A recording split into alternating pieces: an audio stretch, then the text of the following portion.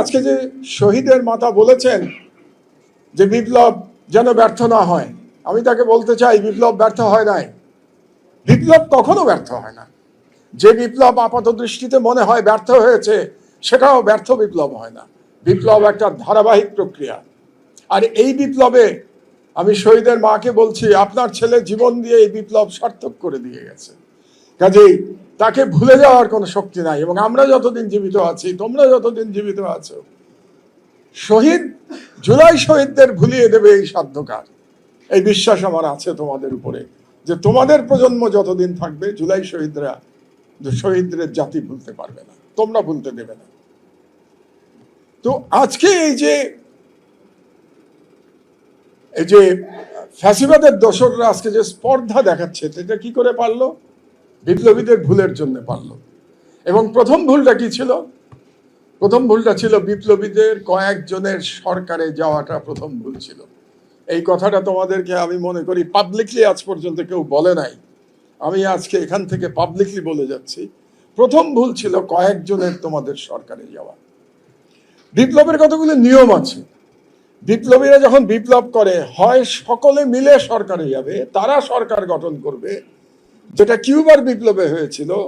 Fiddle Castro, চে Guevara, Raul Castro যখন বিপ্লব করে তারা সাকসেসফুল হলো, বাতিস্তাকে হারিয়ে দিল, তখন তারা সকলে মিলে সরকার গঠন করেছিল, বিপ্লবী সরকার।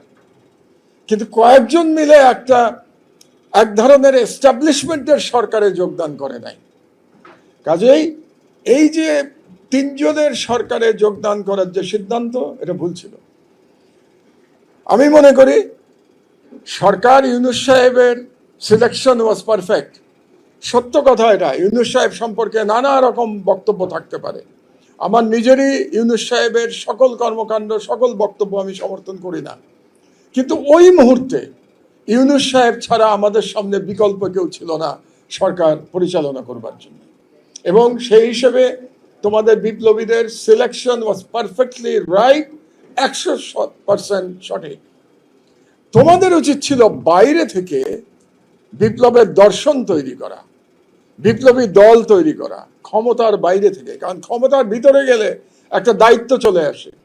ক্ষমতার ভিতরে গেলে সফলতারও যেমন প্রশংসা নিতে হয়, ব্যর্থতার দায় গ্রহণ করতে হয়। আজকে তোমাদেরকে সেই ব্যর্থতার দায় গ্রহণ করতে হচ্ছে। উচিত ছিল সরকারের বাইরে থেকে জুলাই দর্শন, আমরা জুলাই দর্শনের কথা বলি, কিন্তু তোমরা জুলাই দর্শনের বয়ান তৈরি করতে পারো নাই। আমি একটা আর্টিকেল লিখেছিলাম দেশ থেকে বাইরে থেকে ফেরার পরেই, জুলাই বিপ্লবের দর্শন। এটা লিখেছিলাম বোধহয় 2025-এর প্রথম দিকে, আমার দেশেই প্রকাশিত হয়েছিল। কিন্তু সেটা তো আমার লেখা, সেটা তো তোমাদের বিপ্লবীর লেখা না। তোমাদের বিপ্লবীর তরফ থেকে একটা জুলাই বিপ্লবের দর্শন আসা উচিত ছিল। আজ পর্যন্ত এটা সাব্যস্ত হলো না এটা অভ্যুত্থান না, এটা বিপ্লব নাকি আন্দোলন। আমি সর্বদা এটাকে বিপ্লব বলে এসেছি, কারণ আমি মনে করেছি যে বাংলাদেশের রাষ্ট্র যে ব্যবস্থা, সেটার একটা আমূল পরিবর্তন হবে। এবং এই কারণেই আমি এটাকে বিপ্লব কল্পনা করেছি। আর আন্দোলন কিংবা অভ্যুত্থান তো শুধুমাত্র সরকার পরিবর্তন।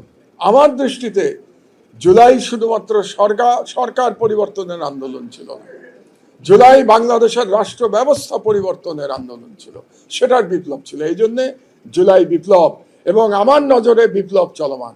আগেই একটু কথা বলেছি আমি, একদিনে বিপ্লব শেষ হয় না, বহু দিন লাগে বিপ্লবের একটা ফাইনাল রূপ দেওয়ার জন্যে। কাজেই আমি শহীদ পরিবারদের বলবো, জুলাই যোদ্ধাদের বলবো, তোমরা ঐক্যবদ্ধ থাকো। তোমরা সকলে মিলে এই যে জুলাই বিপ্লবীরা বিভিন্ন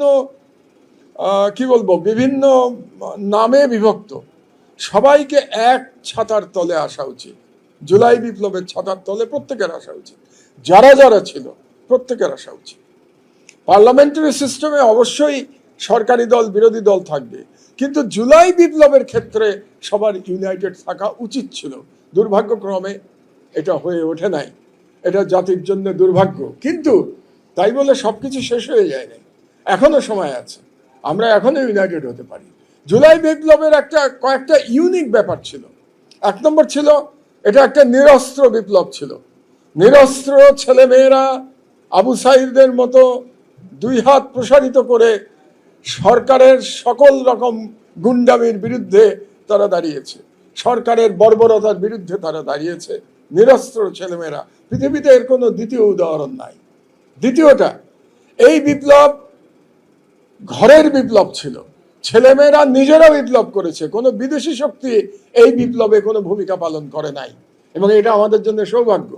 আমাদের স্বাধীনতা সংগ্রামের একটা দুর্বলতা আছে, সেই দুর্বলতা হলো ভারতের থেকে আমাদেরকে সহায়তা নিতে হয়েছিল, এবং সেই দুর্বলতার কাফফারা আজ পর্যন্ত আমাদেরকে দিয়ে যেতে হচ্ছে।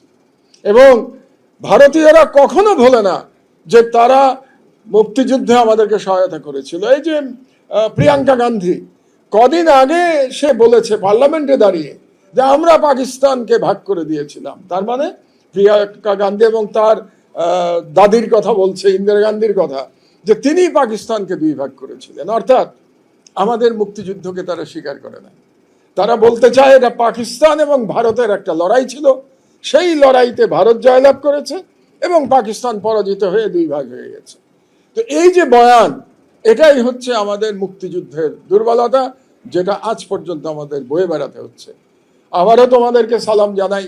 এবার কোনো বিদেশি শক্তির সাহস হবে না বলে যে 24শে জুলাই অভ্যুত্থানে আমাদের ভূমিকা ছিল। এটা বলার আমেরিকাই হোক, রাশিয়াই হোক, চীন হোক, ইন্ডিয়া হোক, পাকিস্তান হোক, কেউ এটা বলতে পারবে না।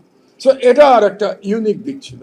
আর 3 নম্বর ছিল যে এটার কোনো একক নেতৃত্ব ছিল না। তোমরা সবাই মিলে, সবাই নেতা ছিলেন, সবাই নেতা, সবাই যোদ্ধা। এ একটা ইউনিক ব্যাপার। কাজেই এই 3টে বিষয় যদি আমরা স্মরণে রাখি, তাহলে আমি নিশ্চিত এই বিপ্লব পরাজিত হতে পারে না, এই বিপ্লব ব্যর্থ হতে পারে না, এই বিপ্লব